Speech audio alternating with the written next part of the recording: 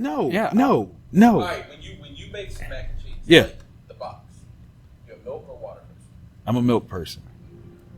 I don't see the issue. Yeah. Ranch is not milk, man. Come on. It's kind of. It ain't. It ain't. It's a flavor Now, difference. what if you do it with some chocolate, some Nestle milk? Then you're obviously a criminal and insane. Like, you murder people. Like, that's no. Don't all of that. Like, there's a thing there. Just cause with two left hands. Right. Like, listen. If you make boxed macaroni and cheese with chocolate milk, unsubscribe to this channel, man. We don't want that kind of negativity. I have we to don't try need this that now. kind of no. I gotta try it. Oh, It's so wrong. it feels wrong to hear this out loud. No. There are some things that you don't need to. That's like wanting to know what's in the box. He really didn't want to know what was in that box. Mac and no, cheese he didn't. made with chocolate milk. He wouldn't have asked. Oh, gosh. Oh God. Oh, I got to do this now. No. Oh.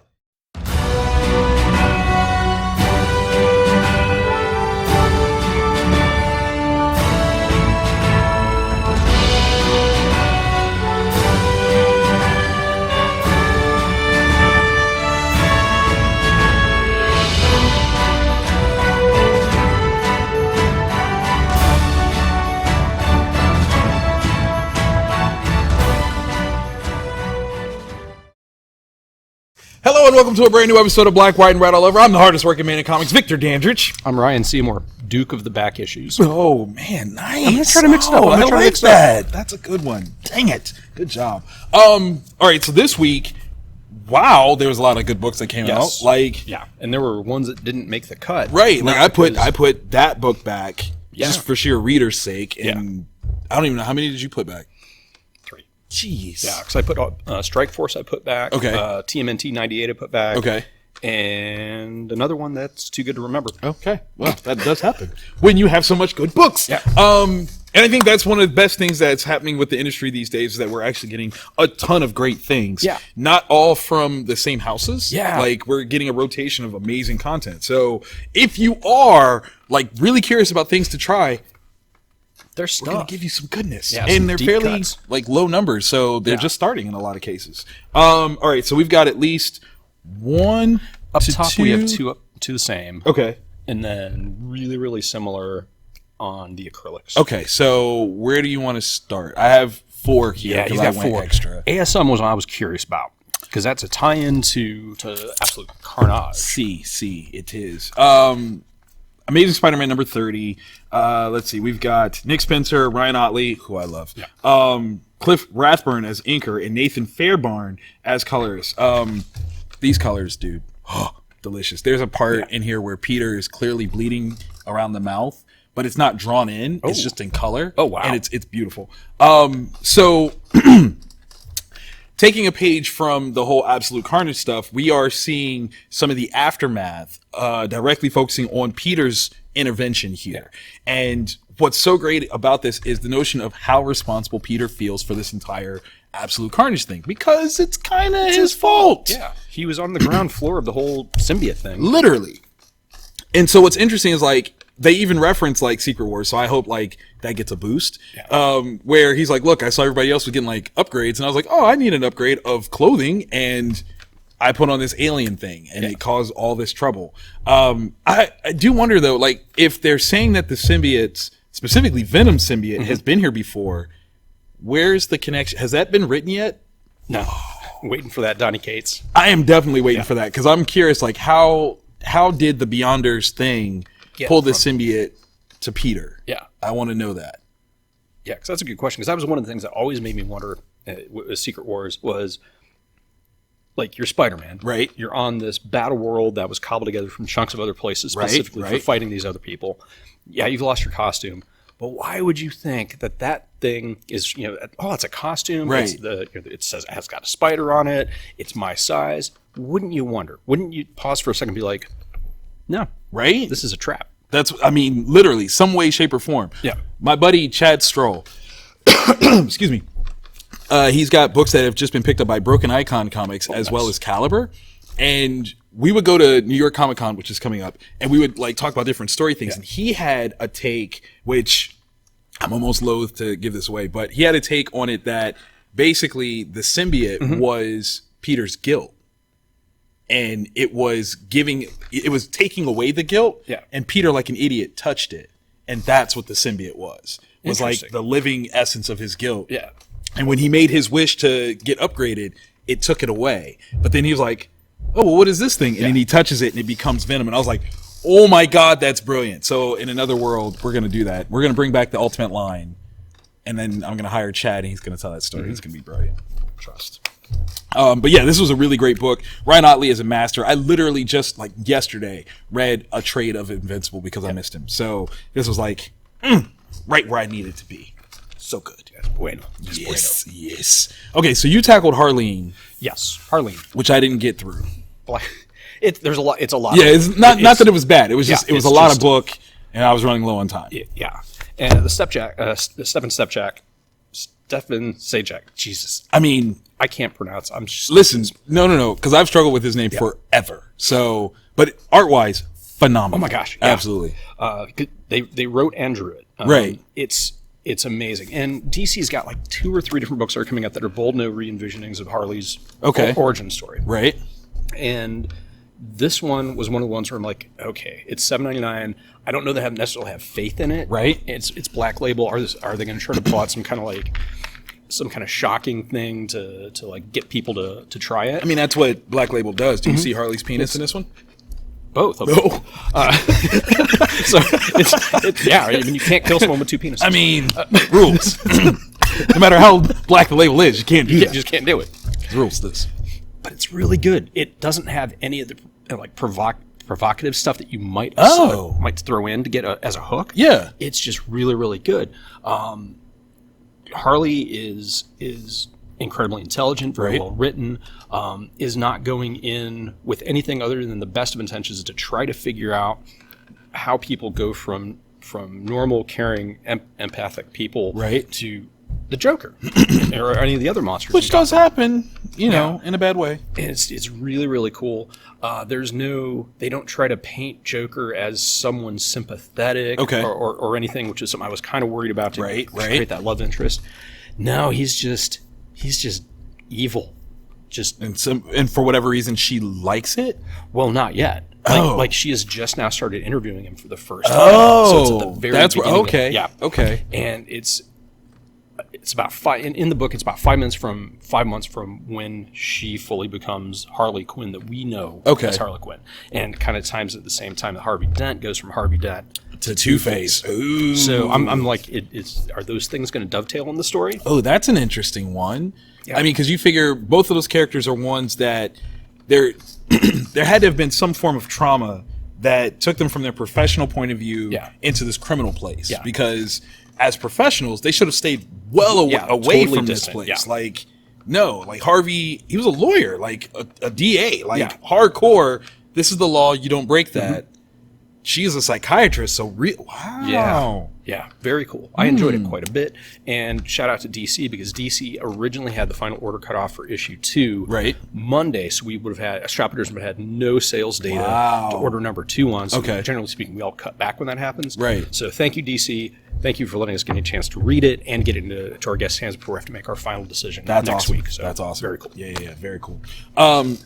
I took on Ether. This is Matt Kind and David Rubin, and I was drawn in by the cover, which is beautiful, like absolutely gorgeous. Cover by Paul, as I never say his last name right, Azaceta, maybe. He did Grounded and Outcast. Yeah.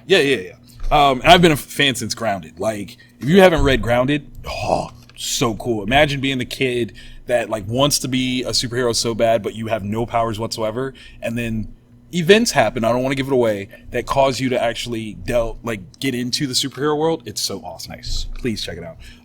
But art-wise, on the interior, very different. Yeah. Very, very different.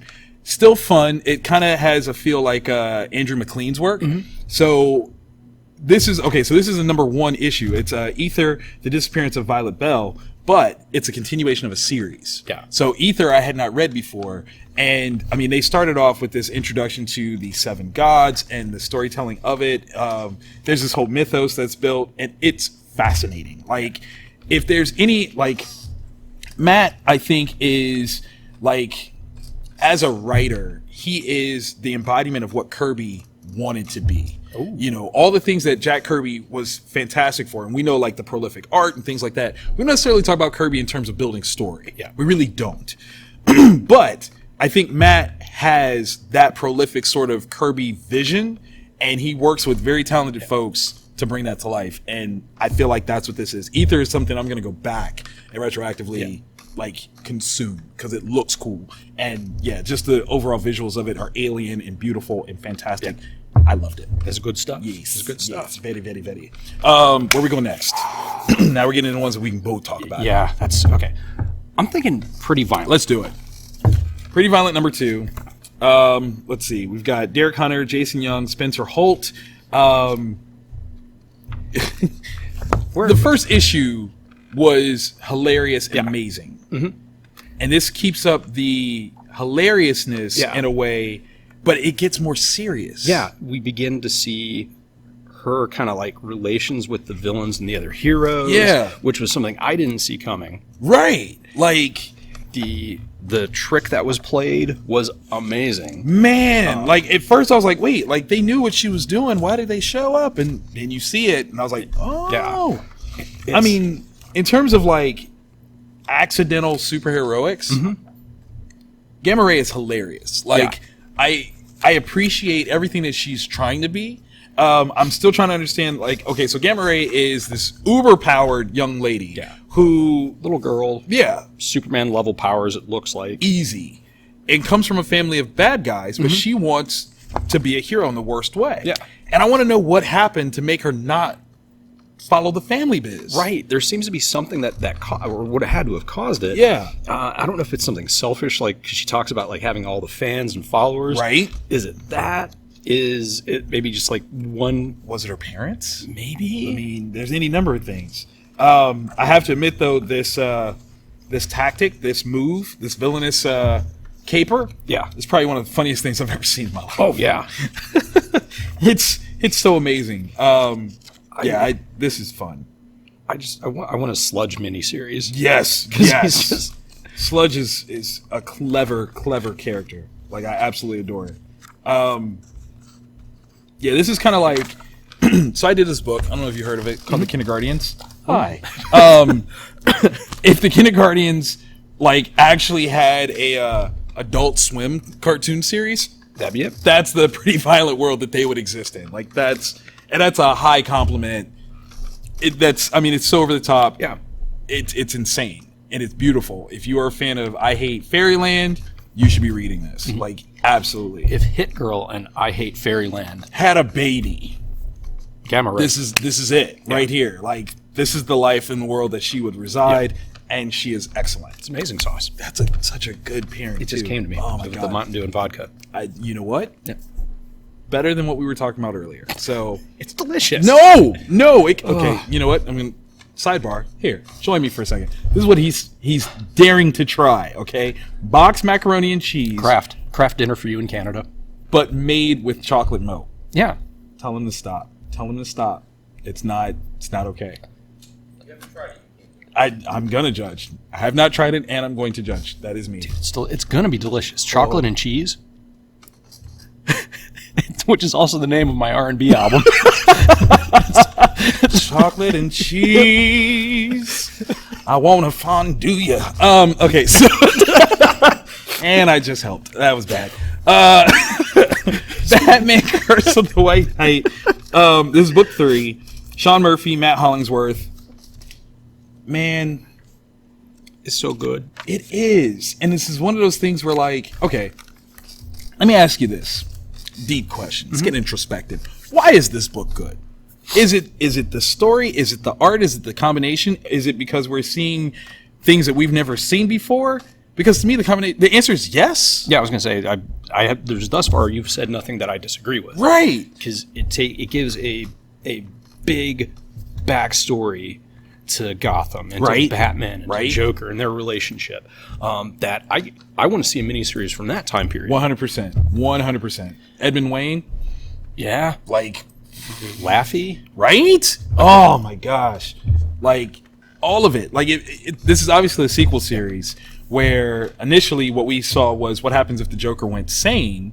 Which and was awesome man. because it points out in that miniseries, it pointed out everything that's wrong with Batman. Yes. Like all the 100%. destruction, all the civil rights, like everything that he does. You're like, you actually shouldn't get away with that At all. Like, you're just as bad. You should literally live in the back of Arkham too. Yeah, But to go into redeeming that Batman, which I think that's the most incredible part. Like, in the original story, I hated Batman. he was a monster. He Yeah. was an absolute monster. Yeah. And now they figured out a way to redeem him Yeah.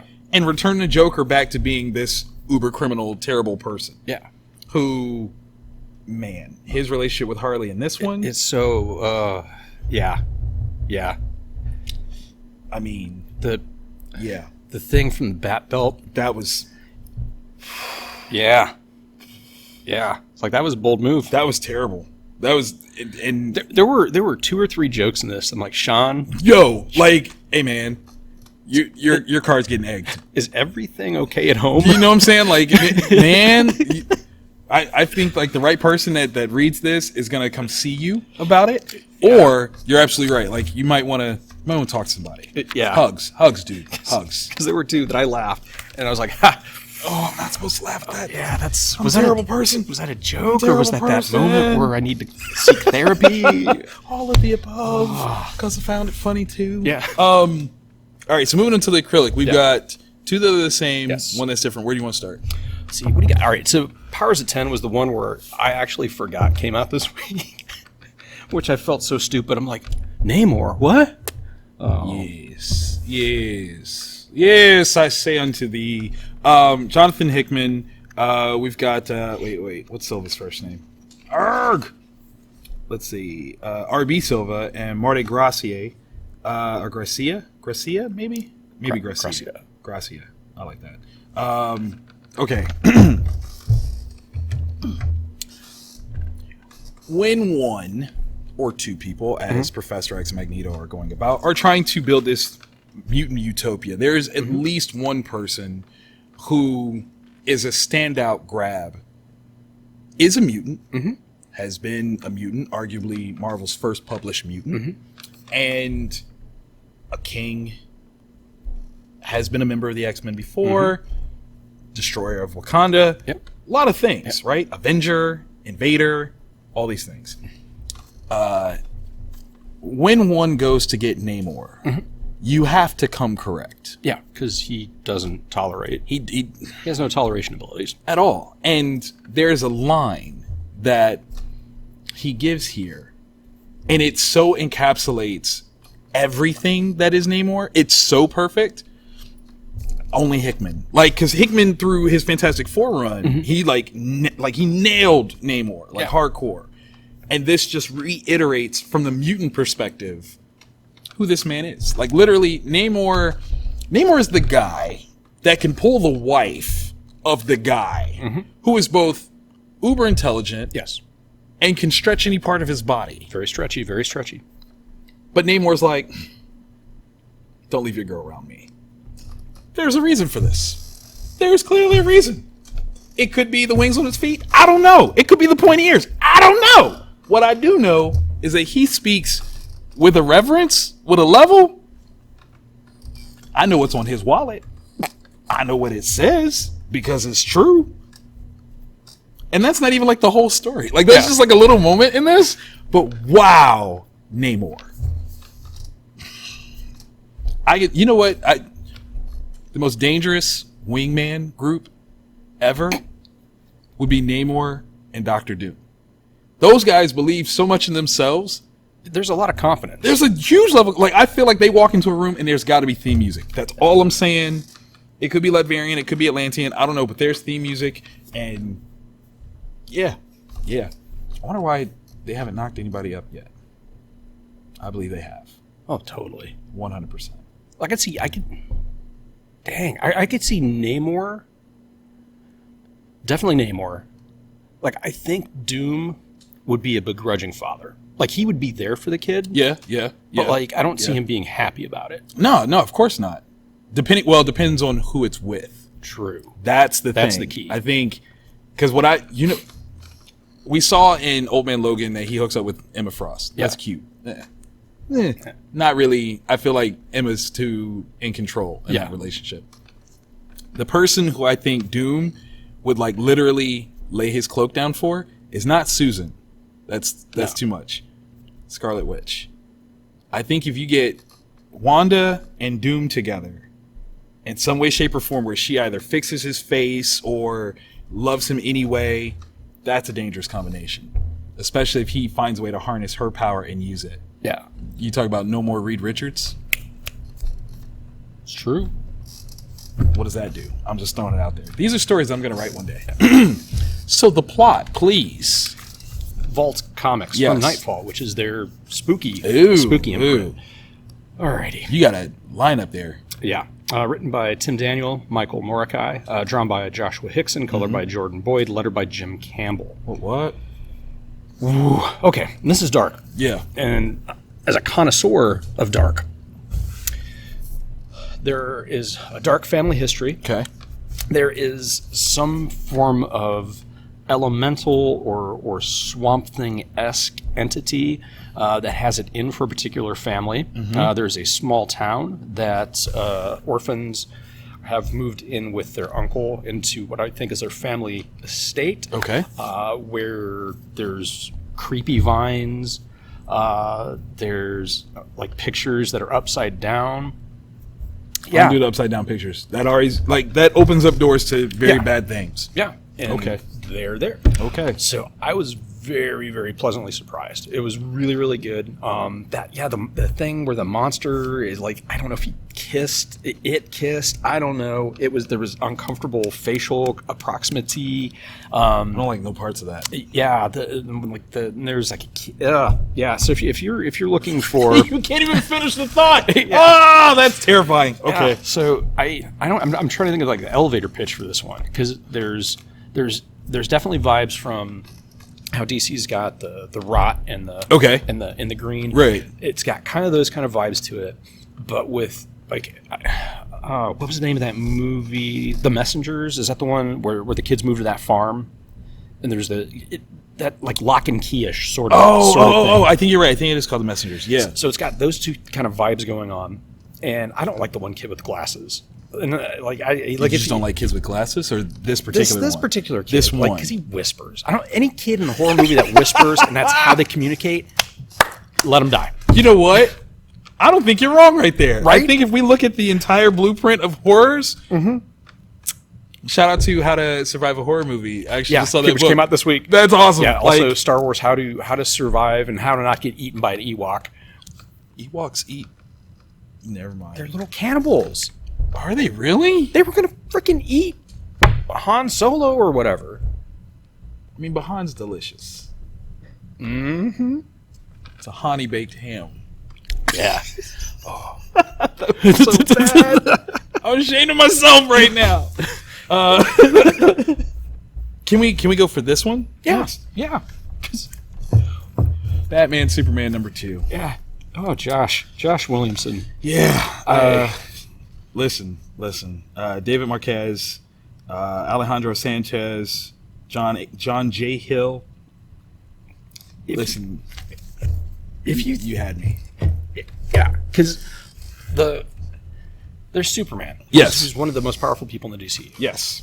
But there's always been Billy Batson, Captain Marvel, Shazam, who, because he's magic-based, can go toe-to-toe with suits. Put him on his butt. Put him on his butt cheeks. So if we're like, if we wanted a really, really crappy nightmare realm to live in, why don't we make the Shazam who laughs? So we've got that. Because I didn't read the first issue, but carrying over the hype and acclaim that one of the crows, the little robins that was running around with the Batman Who Laughs, which was already creepy, okay? Yeah. Like because they ran around with crowbars. Yeah. Which, if you know the history of Joker and Robins, crowbars are bad. Yeah. Like it's just... Yeah. It's not good. No. To find out that one of them was Billy Batson. is terrifying. Yeah. Because now I want to know, like, are the others people? Are they other heroes? Ugh. Yeah, so many questions. Yes. More so finding out that there is a plan. Yeah. Like a mysterious plan that equates to 6 people. Yeah.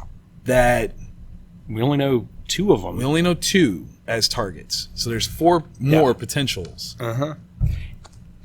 And Batman setting up that secret prison? And that's not even... I mean, where else could you put him? Right. And that's not spoiling anything. No. Because, holy crap. Right. But, like, this plan, like, okay, if you were the Batman who laughs, without giving away exactly these things, Yeah. who's one of your top 4 choices to go after? Well, you've already got yourself as Batman. Right. Batson is an amazing choice. That's a I great can't believe I choice. didn't think I of. mean, like, because he's so innocent. So, like, Yeah. what you did was wrong. Yeah. Like, on every level, Yeah. wrong. Oh, that's tough. You've got the knowledge that Batman has, Yes. in theory. So as long as your 2 worlds' histories are relatively similar, right. there are different people you could go after that would just be... I don't know if they would necessarily lead to an ultimate victory, but would just definitely be in like a It would definitely add to it for sure. like maybe an Alfred? Because that'd be kind of messed up, but he doesn't... There's no end game there. I mean, he make a wicked tea, like a wicked Yeah, tea. wheat He cakes wouldn't or- cut off the crust on your cucumber sandwiches. Yeah. it's evil. It's evil. Evil. Crust on a cucumber sandwich. Right. Ugh. What would a Green Lantern who laughs? Oh, Jiminy Christmas. Right? Like I feel like the next person in terms of scale, I would go after a Lantern. Yeah. Lantern. Over a Flash, over Wonder Woman, I would go after a Lantern. Yeah. Because I feel like if you get a Lantern, you could potentially get other Lanterns. Yeah. And now you have an army. And then Oh. yeah. That's where I would go. Not saying that I'm an evil laughing killer. Yeah, that does, because is there a way to corrupt the battery? Right. And if you can, wow. Yeah.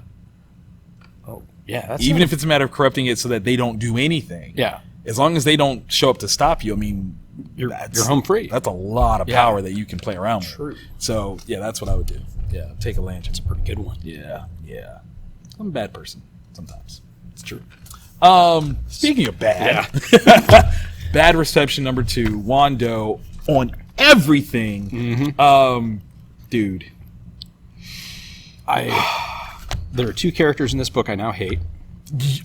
Oh, hate is not the word. Yeah. We need to come up with something stronger. Stronger than hate, okay? And what makes it so bad is I saw it coming, and yet I was still taken aback by the depravity of it. Yeah. Totally taken aback. Like, The admission of the one, I respect the honesty, Yeah. but at the same time, like, you... yeah. Why would you? Why would you do that? Okay, so bad reception, an off-the-grid wedding of one of the most popular pop stars in the entire world. Only a handful of people are invited. Yeah. And the goal is to get people back to enjoying each other. Yeah. Hide Get the off the cell tech. phones. Right. There's no reception, bad reception. No social media. It's just you in this very intimate setting of like with 10 or fewer people, roughly. Right. Just enjoying each other's company, or so that's the plan. That's the plan. But there is a killer loose. Yeah. We don't know who it is yet. Yeah. We don't know their motives. We don't know their motives. We've seen one victim so far. Yeah.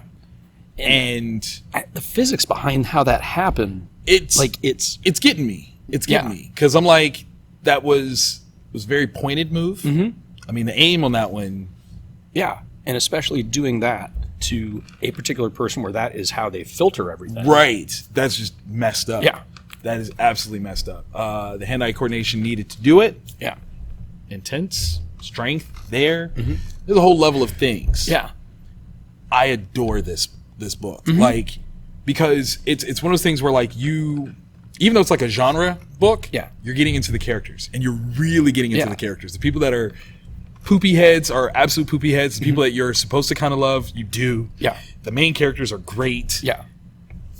like even something as ridiculous as we want to have an off-the-grid wedding, which is so pretentious, but the rationale and reasoning for it is so sweet. Yeah. Like you're just like, oh, Yeah, they Sure. really want to focus in on the intimacy, the Yeah. love, the connection, the experience. Yeah, Yeah.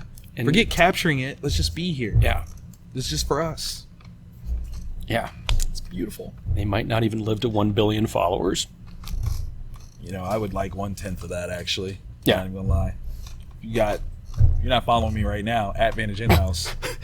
Just get that party started. I'm just throwing it out there. You know, my reception's good. Okay. I'm just throwing, hey, reception's good. Find me, I find you. I'll follow you back. How about that? Look, mutual. I'm that guy. I'll give it up. Irish Rye 39 on almost every platform Boom. except LinkedIn. I've been kicked off of there. How many times? Nice. I don't even know where else to go with that. I was just like, good job. So there you have it, guys. Like that was an incredible week. Yeah. I'm curious. Okay, so out of the bunch that we've read here, which ones have you guys read? Like we Yeah. like sound off in the comments below and let us know what you thought. Like give it a grading system. A for awesome, F for what'd you read that for? You like that? Yeah, Hey, I like that. I was you see curious. that? I was like- Thank you. Yeah, he's like, how are you gonna get to the F? 4. 4. That's what it is. That's it. If this is your first time checking us out, we definitely want you to hit that like button because we need those. Yes. If you didn't like us, still hit the like button. Yeah. Nobody's gonna know. It's just between us. Yeah, it's secret. Yeah. Come on. You got it. Quiet. Just do it for us. Yeah. Just whisper about it.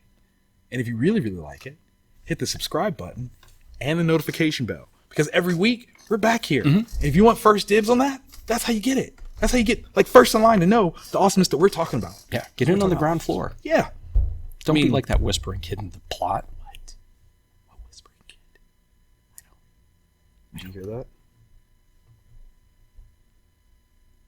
It might have been my stomach. I'm hungry. It don't whisper.